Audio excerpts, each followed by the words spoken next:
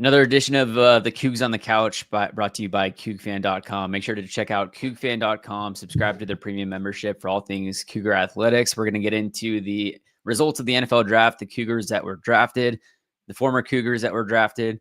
We'll get into the updated news that came out yesterday on the Pac-12 media deal for 2025 and beyond. We'll then get into some transfer portal news, both in basketball and then some recruiting on the football side. So, but before we get into it, if you'd like to support Coug-owned businesses, reach out to myself if you're looking to buy, sell, or refinance anywhere on the West Coast, Washington, Oregon, California, Idaho, or Arizona. I'm a mortgage broker full-time. That's what I do, and I'm not making these sports videos. Reach out. I'd be happy to help.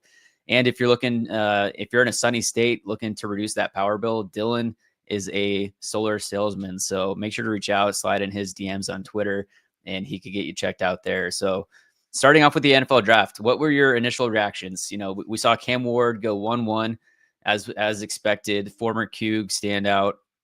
You know, just kind of watching the behind the scenes, and he also has a YouTube channel now. So he actually did a behind the scenes video leading up to the moment that he walked out on the stage. And I'm just impressed with, you know, compared to some other people, how humble he is and how reserved he is and appreciative of being in that spot. So I'm really excited to see what he can do with the Tennessee Titans. Dylan, what were your takeaways from the draft? Of course, Kyle Williams went in the third round. Esapole got picked up by the Chiefs after the fact as an undrafted free agent. We'll start with Kyle Williams because he ended his career at WSU. I thought it was a great fit for Kyle. What's funny is pre-draft, there was a clip of him at the combine, and somebody asked him about a team that he enjoyed speaking with. It was the Patriots.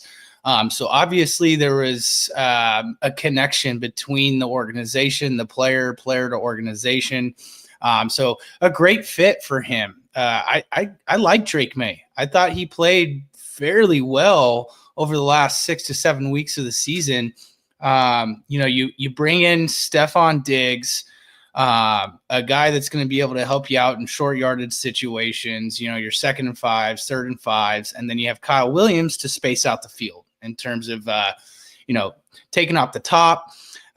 He's a guy that can line up at the X. He can line up in the slot. He's got a lot of ability as a receiver to play multiple positions as well for the Patriots. So I thought that was a home run for the Pats. Round 3, pick 69. Nice. Esapole, I mean, what can you say? This is you see what the Chiefs did. Their first round pick, they take the offensive tackle that had injury concerns, I believe, from Ohio State. And their main issue last year in the Super Bowl was protecting Patrick Mahomes. And that's been the bugaboo for the Chiefs both times they haven't won the Super Bowl. That first Super Bowl against the Tampa Bay Buccaneers, Mahomes was on his ass pretty much the entire time. And we watched that Super Bowl this past season. You know, the Eagles really took him to the woodshed.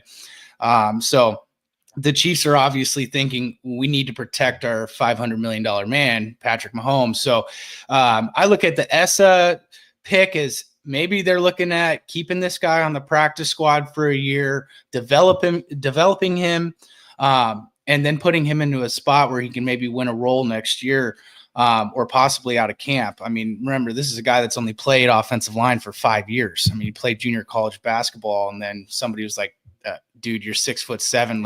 Let's get you on the O-line here. So, you know, in terms of Cam, always been a great kid, you know, good family. It just sucks he's going to Tennessee. I mean, that's not a fun spot. The Titans, I mean, their jerseys are terrible. They've been terrible. I guess the one thing that he's got going for him is that division is wide open every year, with the Texans, the Colts, the Jaguars, and the Titans. So I guess from like that viewpoint is, hey, things are wide open for him in terms of coming in maybe year one and doing something. But excited to see what Kyle Williams does in New England. It just came out I think a day ago. He's going to be wearing number 18 with the Pats. And on CougFan.com, there is an article that came out of Steve Smith Sr. He has never likened himself to another wide receiver. He's never compared a receiver to himself until now. And he's comparing Kyle Williams to Steve Smith Sr. When he first was drafted. Steve Smith was drafted by Carolina, number 74 overall. As you mentioned, Kyle Williams, 69 overall. The quote from Steve Smith is, a lot of people always ask me, who's the guy that reminds of you? And a lot of times I say nobody. If I can go back in time and say who reminds me of who I would like to look like or be like, Kyle Williams. That's the kid that reminds me of me. He reminds me of his demeanor. He's going to punch you in the mouth. He's going to look at you. I really like this kid. I really like him. And with that, here's a little analysis talking from some of the Patriots media on Kyle Williams and how it's a great fit for the Patriots. Kyle Williams from Washington State, probably my favorite player in Washington State, probably my favorite player in the whole draft. I'm not saying he was the best player. I'm not saying he was the best receiver, but there was so much I loved about him. He can play inside, he can play outside. He's quick. He's a really good route runner. He's really tough. Love the football character about it. Where I go with that is, last winter, Washington State is playing in the Holiday Bowl. It's a game, unless you're a Syracuse fan, no one's paying attention to it because Syracuse was in it. Washington State, the head coach was long gone. The offensive coordinator left for Oklahoma, took the star quarterback, John Mateer, with him. A bunch of other coaches and players left. Kyle Williams was like the second biggest star next to the quarterback on that team. And he decided to play. I'm playing in the game. He was playing, by the way, for your audience, like, the quarterback who was starting was Zevi Eckhouse, who had started his career at Bryant College. Oh. And so it's not like you're playing, like this guy hadn't played hardly at all season. So now he's going to play with a quarterback who's been the backup the whole year and never seen, the field outside of somewhere in Rhode Island. And Kyle Williams says, I'm playing. He plays 10 catches, almost 200 yards receiving. But at one point in the second half, he gets hurt. And he's in the injury tent, and I'm just thinking, oh man, this sucks for this kid because he's probably going to be a second or third round pick, and now he gets hurt. Well, it turns out he's fine, and then he comes back in the game. Almost every other kid these days who is in that situation is not coming back in the game. He's like, I don't need an injury scare or whatever. That kid kept on playing, made the game even more interesting. I just think that he's going to be a great fit. And definitely part of the reason why he came back into the Holiday Bowl was because he broke Des Bryant's record on his last. No mention of that. No mention of that. Just mentions nobody cares unless you're Syracuse. Nobody. And also they didn't. You know what? They didn't know anything about Zevi. Bruce Feldman. Oh, they didn't know anything about Zevi or like, hey, this is a solid quarterback that was thrown to him. But the guy laughs. Bryant University. Yeah, he broke Des Bryant's record, 10 receptions, 172 yards, and a touchdown. That's, standout guy. Regardless of what you think the Patriots media has to say about it, they'll learn. No, that's Bruce Feldman. He's one of the bigger college football pundits. Was also one of Mike Leach's right-hand man in terms of getting stuff out. But yeah, that's just angry Coug fan listening to people not knowing what they're talking about constantly. But I've reached out to multiple Patriots and Chiefs news sources over Twitter, over X. Hopefully we can get some guys on, talk about, some internal or some, external thoughts on Kyle Williams coming in, Esapole, some of the other players. There was one other guy that was signed by the Chiefs. Is that right? That's brought in on the practice squad or rookie? Yeah, Nusi Milani, defensive tackle this past year. He was a transfer from Virginia, so he gets a rookie mini camp invite. So we'll see what he can do with that. But yeah, that's 5 total Cougs with the Kansas City Chiefs, which is insane. We're going to try and do our best over this summer to maybe try and track down what is with the Washington State love in that front office right now, because it's a significant amount of love. 5 players. I mean, Lordy, over this past weekend with Kyle getting drafted, the Cougs now have 201 total draft picks in their history as a school. in terms of getting to the NFL. So, you know, a lot of Cougs have found a way to get to that next level in terms of the Palouse products. So, you know, I thought it was a great draft for WSU. Kyle Williams, you know, going to get paid. He's gonna have a nice little contract. Obviously, you wish he would have had a second round draft pick contract, but I'm all for the kids getting their money. So be on the lookout for them to start padding up at rookie mini camp. Next up is the media deal that just came out yesterday. The 2025 Pac-12 TV deal was announced with CBS, CW, and ESPN. And there's an article on KookFan also that's going into the details of what this might mean. As we know, the Pac-12 media deal for 2026 and beyond has not been locked down. They still need to add one additional university for the football side. But this kind of leads into where things might be heading for the Pac-12 as a whole. Here is the home schedule for both Oregon State and Washington State. Washington State is starting off versus Idaho. That's going to be on CW. Then they got Toledo. Or sorry, it goes down. So September is going to be San Diego State, a home game, which is also CW. The Apple Cup will be on CBS, which will be a primetime game. That'll be at 4:30 or 5 o'clock start. You then got Toledo on the CW. You got Louisiana Tech on CW and Oregon State on CW. So there's no home games for WSU that are on ESPN. If you look at the left side, Oregon State versus Houston is going to be on ESPN. Also, their first game of the season versus Cal is going to be on ESPN, a former Pac-12 matchup in Oregon State versus Cal. So I guess any big takeaways from where this might be heading? At the very least, it's like these are all national, sources that are going to be showing Coug games every week. Yeah, I think this kind of gives you a little bit of an intro or an idea to what the complete media deal from 2026 to 2031 will be. And I thought there was a pretty interesting quote from Oregon State athletic director Scott Barnes. He said, "What you get with ESPN is this engine, this marketing engine that goes way beyond the broadcast of the game.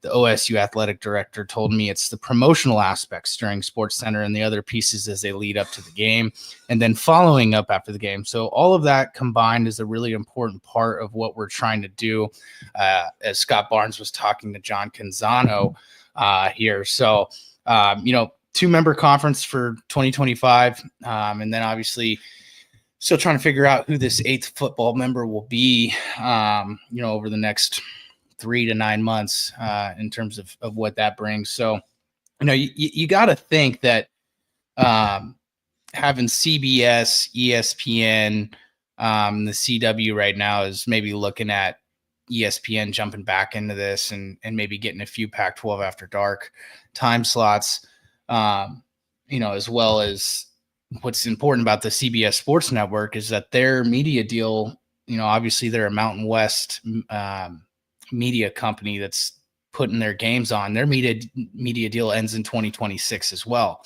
So seeing, CBS with the Pac-2 this year, that should be a good sign in terms of what the new Pac-12 is going to be able to get in terms of, trying to get CBS as a partner. Also yesterday, it might have been the day before, I believe it was yesterday, but athletic director Ann McCoy was actually on a media session, and you can go watch that full media session on WSU Athletics YouTube channel. I would go check that out after this.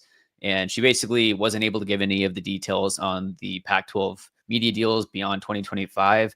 She did kind of allude to some ideas. One being that there's a lot of land in Pullman that's still open, which is interesting because it kind of alludes to, hey, they might be going towards building more hotels to make it more accessible for people. Because one of the big things is that there's not many places to stay for alumni. So the prices get super high through the football season and whatnot. And if you could add hotels, you could add space, it drives down the prices. It gets more alumni out to the games on Cougar football Saturdays.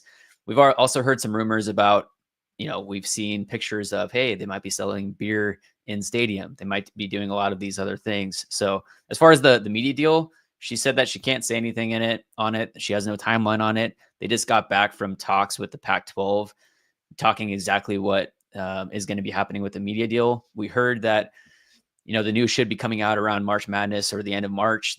That has come and went.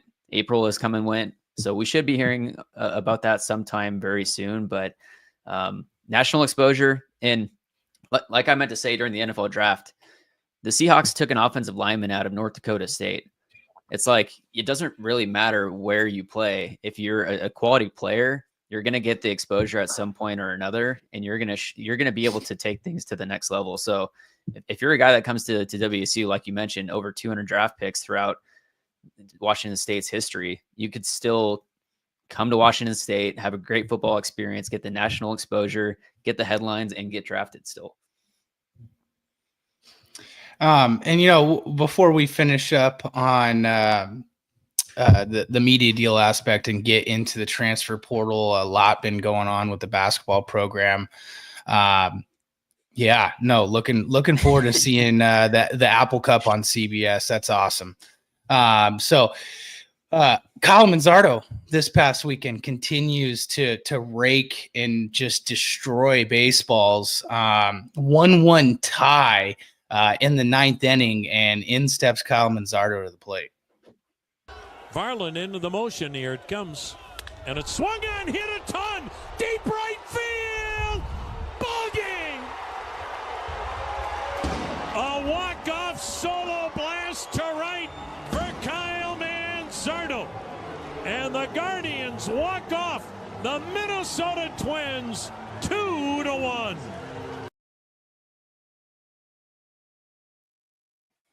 I'll note that was a right-handed pitcher. It wasn't a lefty, which is positive for him. Yeah.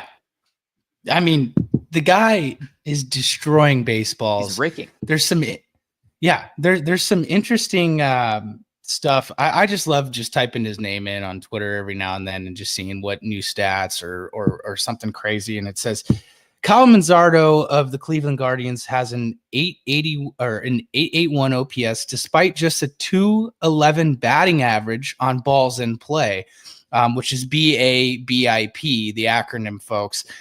So Anthony Castrovintz was curious if any qualifier has ever had an OPS that high with a BABIP that low, and it's quite the list. There's only two players on this list. One is Kyle Manzardo, and the other player was Roger Maris the year he hit 61 home runs. He had 61 home runs with a 993 OPS, and his BABIP was .209 for that season in 1961. So also ahead, Duke. Yeah. I was watching that game live when that happened, and I will say it did bounce off the crosswalk into the river, but it still got into the Allegheny. However it gets in there, that is a bomb. So that was fantastic to see. He took like a 92-mile-an-hour splinker that skins through and deposited that into the Allegheny. This is a guy that I think is going to be able to probably reach 25 home runs and push 30 this season if he continues. He's getting plenty of ABs.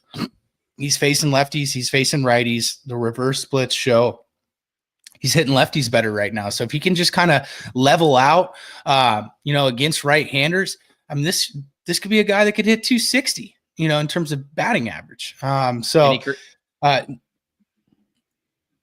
Go ahead. And he currently has 8 home runs. The MLB leaders in home runs right now have 10 home runs. So this guy's right behind the MLB lead, and being able to sit down with him at spring training, it's funny how like some of these guys are so reserved, and like this guy, Kyle is super reserved, humble. Like unless you go up and talk to him, he's not going to be like a guy that's like super outgoing and all this stuff. He's just quiet to himself. He goes about his business, and then he just mashes home runs.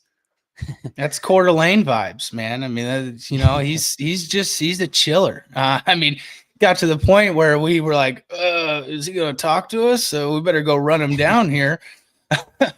But yeah, it's been really fun to see what Manzo's been able to do. And when you take a look at that trade that the Guardians made, I mean, gosh, who was the middling veteran starting pitcher they traded?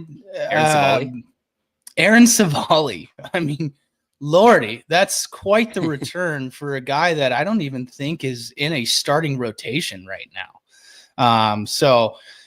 big ups to the Guardians. Big fan of the Guardians. I mean, I love Cleveland baseball is great. I mean, when they have a good team, good October baseball. I mean, that was one of the best World Series I've seen in my lifetime, was that Guardians Cubs World Series back in 2016. We were man, I was still in Pullman, going to school. So time flies, but exciting to see what Mazzardo's been able to do this year. And, we'll jump into basketball now, as there's just been a lot going on with Coach Riley and the basketball program. Obviously, some transfers out: Nate Calmise, Isaiah Watts, Lawan Watts, Cedric Coward. Coward goes to Duke. Lawan Watts goes to Texas Tech. Calmise goes to Wake Forest. Isaiah Watts goes to Maryland. So you name your P4 that these players are going to, and especially with last year's team, Miles Rice also going to Maryland. There's a lot of former Cougs that are playing P4 basketball somewhere. But as with the transfer portal, whatever goes out must come in. So the Cougs were able to bring in 3 stretch fours. Obviously, we touched on Emmanuel Ugbo last week, transferring in from Boise State. But we have Emilia Yalejo, a 6'8" transfer forward from Texas Tech. He's also from Finland. So there's 10 players on this roster right now, and only 3 are American-born players. Case Why Not, Parker Garrett's. That's wild. And the third player is escaping me right now. But you have 7 international players. Let's go to our returnees: Ndidi Okafor, Rihard Vape. So Ndidi, Nigerian descent, grew up in Ireland. You have Rihard Vavers, Latvia, Thomas Thrasterson, Iceland. Blakely, the preferred walk-on coming in here. He's from France. Hildebrandt, he's from Canada. Yalehu is from Finland. I mean, talk about passports. They're flying around that locker room this year. And that's one of the things that Kyle Smith did well initially, was recruiting internationally, whether it was in NBA Africa or bringing in Andre Yakimovsky or Kamani Winsu. That's how you're going to have to recruit to Pullman. I mean, you're not going to bring in the 3-star, 4-star recruit from Southern California or from the Seattle area or the Puget Sound. It's just not going to happen. So you got to bring in guys from the international aspect. Exciting to see how this is going to go. You have a guy in Simon Hildebrandt who played with High Point last year. They went 29-6. They were kind of a Cinderella darling. I had them in my Sweet 16. I'm sure a lot of people had them maybe upset in Purdue or whatever. They lose in the first round. This is a guy that played 2 years of college basketball, essentially what he called the Canadian NCAAs, which is essentially a governing body called U Sports. He played 2 years there. An assistant coach from Creighton took a job at High Point and recruited Hildebrandt there. The reason for him leaving High Point is because, you think that's a guy that's going to come in and maybe move into the starting rotation. Well, his coach that brought him there took a job back at Creighton. So that's how a lot of these things open up, in terms of, coach leaves. Well, he recruited me. I'm not comfortable here anymore. So, I talked to Simon a couple days ago and really asked him about Dane Erickstrup and Ethan Price, because both of those guys are stretch fours that can handle the rock, shoot the three, initiate offense, and kind of what he saw from them and what Coach Riley told him what his role would be here. You mentioned your trust in Coach Riley and the staff. They play a really fun brand of offensive basketball. Dane Erickstrup, Ethan Price were kind of his 2 stretch fours that he had over the past 3 years. What did you see? Did you watch any of their tape or just see how they play in the system? Did that kind of give you a little bit of a better idea of what WSU does on offense? 1,000%. That was a big part of Coach Riley's recruitment to me, is he showed me all that stuff on these 2 guys. And he's like, I see you being exactly like these guys, and you see how successful they were. And then I also actually reached out to both of those guys and just asked them, like, right before I got on campus, and I was like, hey, like, what are your opinions on the coaching staff and WSU and all that? And they both just spoke nothing but amazing things about the coaches, the way the team is run, the school. And, after hearing all these positive things from other people, and like you said, they were kind of like those stretch fours, kind of like I am, and just seeing how Coach Riley can put both of them in such successful positions, both at Eastern Washington and at Washington State, just show that, hey, like, I believe that I can be just as successful in that role next year. Yeah, he's an exciting player to bring in. I mean, 1 year of eligibility left. He's a guy that maybe Riley and the staff can see taking a senior year giant jump. I mean, immediately he is going to be competing with Ugbo, Yelehu, and Okafor for a starting job. But this is a guy that's going to be a rotation player. He's going to be a guy that's going to probably be, anywhere from 15 to 20 minutes per game on the court. He can shoot the three. He can drive to the hoop. And that's what you get with some of these international products, just a little bit more polished in terms of the entire look of their fundamentals, in terms of dribbling, passing, shooting. They just do everything well.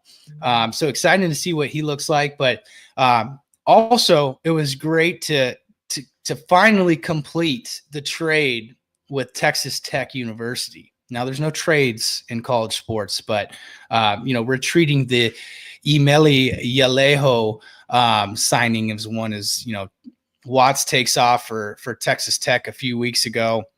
And Riley's able to get in there and get a recruit that Grant McCaslin recruited, out of high school or out of the prep stage. So obviously someone that McCaslin was high on just didn't have the minutes here. And when you're Texas Tech right now, I mean, spending $15 to $17 million on your basketball roster with nearly half of it going to JT Toppin and Lawan Watts.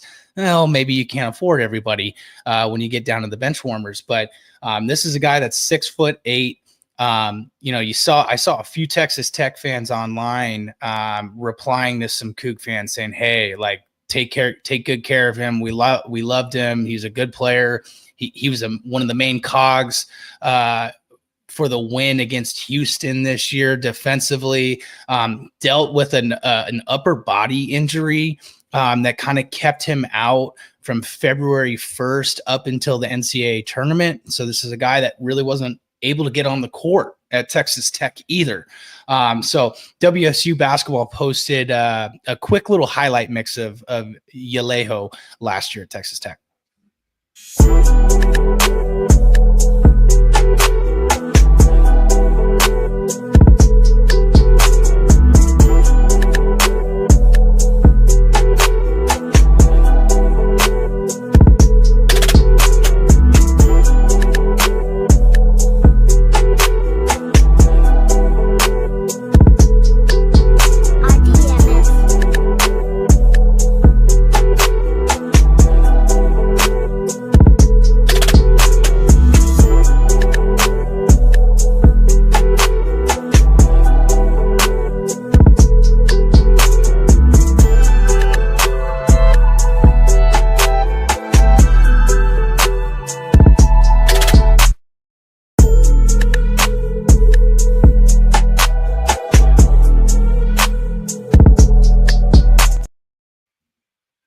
They'll play. Yeah, Connor, break it down for us.